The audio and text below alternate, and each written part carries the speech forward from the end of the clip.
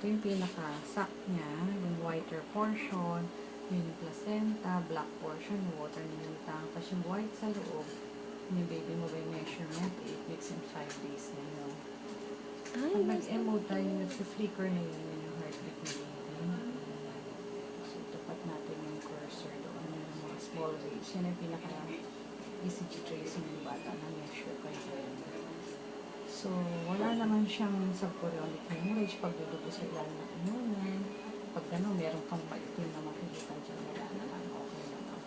So, variable pa yung presentation niya. Umiikot-ikot pa siya. Yung nakikita mo ganyan, yolk niya yan, source ng nutrients na kailangan tayo. Kasi ganyan, hindi emo, hindi mo masyado makita yung pag-flicker ng heart. Pag inano mo, mas kita yung heart rate dito na yun. Okay? Tapos na tayo, no? Paano virgin? virgin na virgin ko. Sana, mga mo. So, tapos na pala eh.